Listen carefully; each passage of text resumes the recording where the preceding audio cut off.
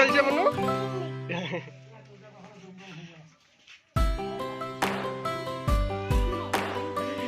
কি খাইছ ভাল লাগিছে নাই ভাল লাগিছে নাই আমাৰ কি আইকনি কি আছিলে নামটো আইকনি